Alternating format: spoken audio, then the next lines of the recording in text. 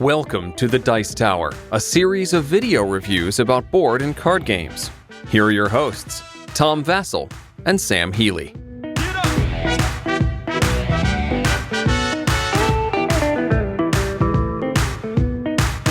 Hey everybody, I'm Tom Vassell. I'm Zee Garcia. Hi. Sam Healy. Welcome back, folks. Today we're taking a look at a game from CMON Games called Foodies. In this game, you are managing a successful food court. I like food courts because when you go there, everyone doesn't argue over where to go. You can get what you want. Get what you want. That's right. There should be more food courts that just sit around everywhere. Not necessarily part of a mall, yeah. Right. I agree. Well, they're also very expensive there. I do like, anyway, we're getting off topic, but here, I also think food is one of the, I've probably reviewed 10 plus games about food this year. It's a theme that's in right now, and I'm all on board with that because we should be talking about food. Because I'm a foodie. It's a theme By that that I works mean for I eat a lot of food. a theme that works for just about everybody too, right? It's a theme that works for everybody too. Yeah, everybody's familiar at least Of course, with it. right. This is in the genre of roll a dice and see what you get. Started with Catan, moving on to Machikoro, Space Base, now we have Foodies. Pretty much. Sam, show us how to play it. Okay.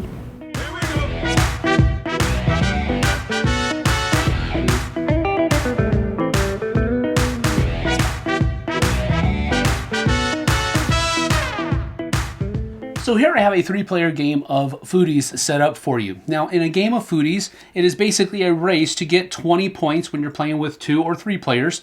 With 4 or 5 players, you're trying to get to 30 points, and that's on the flip side of this board. Now, how do you score points? Well, every time that you see a little star on any of these different things, you're going to be scoring a point up here on the point track. Now, the game is played up in a number of rounds, and each round consists of each player being the active player and going through 3 separate phases on their turn.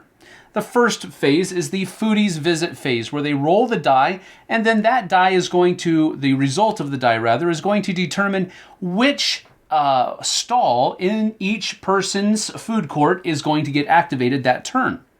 And then the active player will acquire a new stall from the market row right here. And then finally, the last thing a person can do as an active player is hire a chef to come work in one of their stalls for that round, giving them a certain number of points depending upon what they do. For example, here they could spend $4 and gain 1 point. Over here, if they have 6 adjoining stars within their food court, they'll be able to score that once by placing one of their score markers over here like this, and they'll score 3 points. Or they could, if they have one of each of the different nationalities in their food court area, they'll be able to, again, place their score marker on here and score this 3 points, and they can only do that one time. The game will continue with the rounds being taken like that until one player reaches 20 points or 30 points respectively. So in the Foodies visit phase, that's where the person is going to roll the die. So they go ahead and player 1 over here is going to roll a die, and they rolled a 9. So at the beginning of the game, there aren't actually no stalls out yet, but you do have some money that you can gain. So he rolled a 9. That means he'll be able to take this $1 and put it into his bank. Over here, from the common supply, player 2 will be able to take $1. And then over here, same thing, player 3 will be able to take $1 from the bank. Then active player number 1 will be able to spend the money that they have and purchase one of these stalls. Well, you start with $3. He just got 1, so he's got $4 altogether. Let's go ahead and just be frugal here. We'll spend $2 and take this Mexican food stand and put it right here in the middle like so. When you purchase a new stall, all of these are going to be rotated down to fill in the space that you took from, and then another one is immediately turned over like so. The newly acquired stall can be placed in any one of your stalls on your board. Doesn't have to be the number that was rolled or anything like that. And then you'll have the chance after purchasing a stall to come up here and hire a chef. If you don't want to, your turn is over. You pass the die to the next person. They will roll as well. So we go ahead and roll, and it's a number 3. So now all the 3s in each of the different food courts are going to activate. If you don't want the number that you activated, you can use one of your flyers to activate a different number. For example, maybe this person wants 5 to be activated. So he'll use a flyer, and for that specific person, 5 or whichever number they want it to activates. So they're activating the 2 here. They're going to gain $2. Over here, this person is going to activate the 3 because they don't want to spend their flyer to do anything like that. So they'll just gain $1. And then over here, same thing happens. They will gain $1 as well.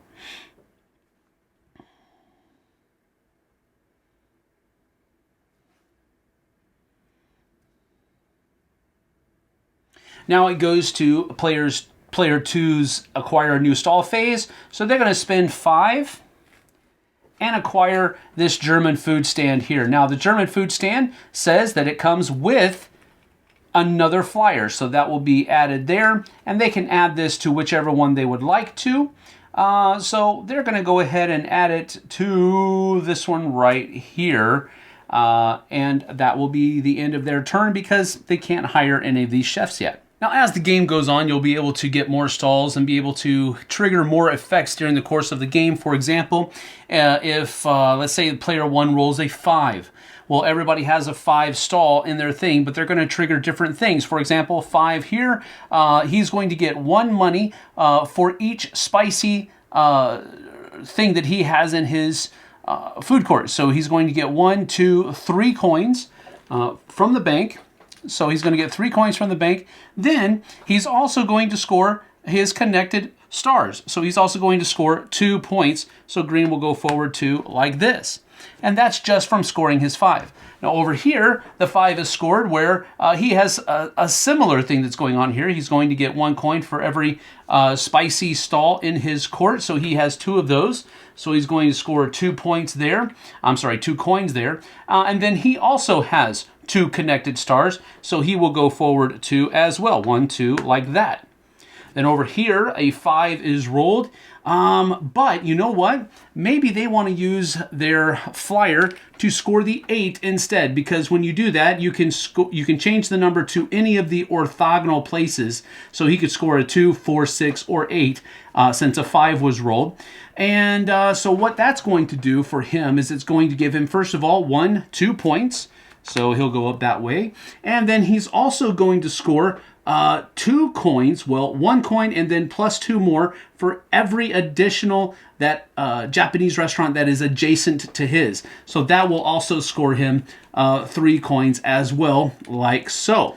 And that's basically how the game will continue until, like I said earlier, in a 2-3 player game, somebody reaches 20 points, or in a 4-5 player game, somebody reaches 30 points. And that's generally speaking how you play Foodies. Alrighty, so this is a light game for sure. Very light. This is like, you need a paperweight for how light this game is. Well, I don't know if it's that light, but I will say, super light. I have one thing, it annoys me that there's one 10-sided die in this game. But there's only one, you mean? Yeah, that's... Everyone should have their own die, yeah. Sure. I put extra 10-sided dice in because I have them, but I don't know, just you're rolling a die so often to have one. The only thing that I could see as an argument for having a single die is you can use it as turn order. Passing player. It reminds you who should be going. Right. It lets people know when your turn is over. Mm-hmm. I don't have a problem with that, but yeah, sure, maybe extra dice would have been good. It's a fairly easy fix. Yeah. I do like the components of the game. Mm-hmm. I like the art. I like the box. I love the cards with holes in. That works for the pricing and then for the number rolled. This artwork is, I don't know, it's a caricature style, right? Very much so. I don't know if I've seen this artist in a game before. I feel like I have. I like the look. It's so over the top and ridiculous. Right. It fits the game. Except the food looks realistic. The food looks amazing. I like the look playing this game. Yes, absolutely. I like the look of the game. It's whimsical. The game itself feels very light. It moves along. It's whimsical. It's a 30-minute game, tops, right? So it works for me. I think it's a nice fit. So what do you think about the luck versus tactical decision making? It's such a short game. Who cares? It fits. Yeah. That's the thing. It's a lucky game. I still feel like I'm making choices. You are.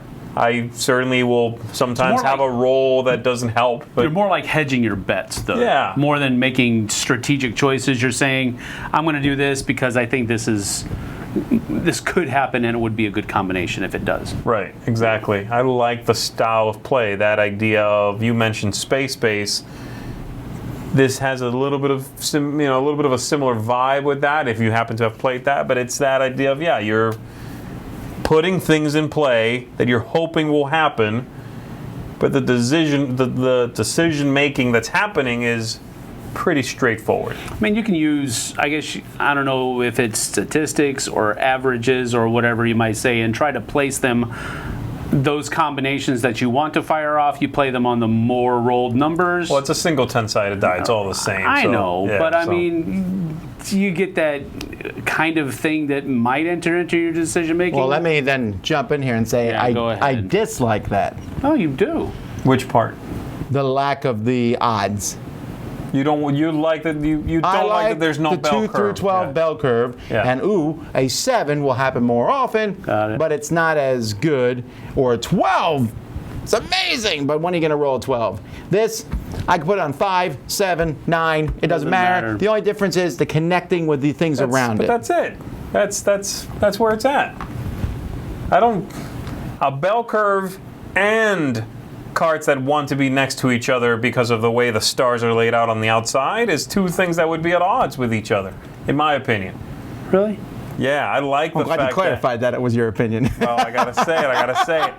I like the idea of, I put a card somewhere because it doesn't cover up the money that's printed on the board, right? That's where the first one goes, whatever. Yeah. But then after that, I'm like, well, this Mexican food card and that Mexican food card next to each other, they complete a star. That's good. Yeah. But also they work well together. So it's just going to go there. I don't care that it's like the 12 or the 8 or the 9 or whatever, But it's possible that it will never be rolled again.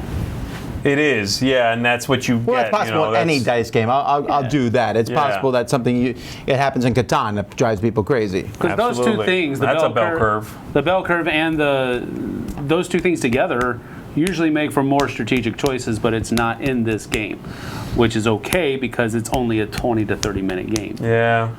I like the simplicity. Yeah, that's what I'm saying. I think I don't need whoever I'm playing this with to be like, oh, well, the 8 is more likely to be rolled than the 3, so I'm going to, whatever. Yeah. It doesn't matter. Right. Alrighty, well, this is, like we said, a short game. For me, like the artwork a lot. I like the component quality a lot. But I'm giving this one no thumbs on this one. It's, or sideways thumbs or whatever, It's okay. I don't hate playing it, but if I never played again, I wouldn't be upset either because I think the genre, Space Base, is already killing it. Like, it's becoming one of my favorite games.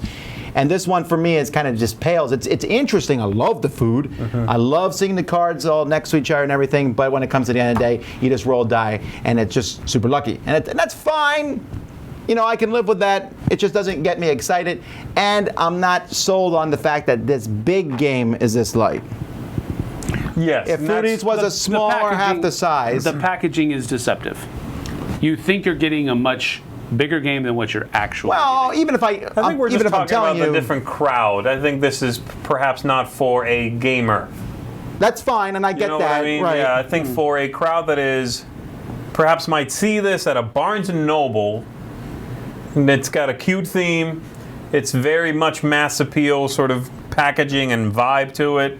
I think it's for that crowd. This is a great pick. Sure, and I'm not gonna disparage that at all. I think it's fine. I'm just saying for me, it's okay. I think comparing it to Space Base is doing it a disservice. I agree. Because Space Base has a lot going on. Yes. This doesn't. Yes. The only real thing that it has in comparison, I guess you could say, is the fact that you're rolling a die and making a decision on that die. Well, I think that's the same bucket. I mean, it's very but similar. I mean, the level of complexity in Space Base is so much above this. All right, well, compared to Machikoro, which is a really simplistic game, I like Machikoro better than this. I like this way better than Machikoro. Well, I've never played Machikoro, and I like this a lot. Yeah. I think this, again, for the crowd it's for, and I agree that it's not for the same people who like Space Base. Nope. Thematic, mechanically, not really. It's not the same thing. I think this is a great pick for folks looking for something they can bring to the table with family, not worry about them thinking what the bell curve is. That's what I'm talking about. Great pick. I love the replayability with the different countries, that you don't use all the cards in every game. Yeah. Great. Yeah. No, that is good. You know, this gets a thumb and a half up for me, or let's call it one taco straight up and a taco kind of leaning on the other one. Because that's what you got to do. You Then got you to push them both together, and you just like taco on taco. I want to give it something now so I can eat something. Sorry, no. One flat You quesadilla said for you. nothing. You just said no. It's not a quesadilla. It's a tortilla. Just nothing on it. Nothing. Just a tortilla. All right, what about you? I'm gonna give it 2 of those old El Paso tacos that have the flat bottom. They stand on themselves. They do? They do. Like chimney What stacks. sauce is this? It's actually amazing. No, I really enjoy this. I think this is a great game that gamers can use at family events with a bunch of people that don't normally play games. Sure. We were Cool. kind of hitting on this already. I think gamers will enjoy this. I It's like not gonna it, be man. their I really go-to. like it. This is a filler game for gamers, and it's a headlining game for non-gamers. Yeah, and there's And nothing wrong with that. I think really it's like it. This is, I'm telling you, those places like Target or Barnes & Noble, that kind of location, Yeah. this should do well. Yep. All righty. I like it a lot. Well, that's Foodies. I'm Tom Vassell. I'm Zee Garcia. Thanks. Sam Healy. See you on the flip side, folks. Let's go eat. Bye-bye. Thanks so much for watching another Dice Tower video. If you enjoy our videos, subscribe to the channel for more fun, comprehensive board game coverage. Also, consider joining us at one of our events. Come to Dice Tower Retreat, a small, intimate gathering where gaming is king. Join us for Dice Tower Cruise, the largest board game cruise. Attend Dice Tower West in Las Vegas for gaming fun on the West Coast, or Dice Tower East in Orlando, in sunny Florida. Dice Tower Conventions, the friendliest gaming conventions on Earth. I'm Eric Summerer, and you've been watching The Dice Tower.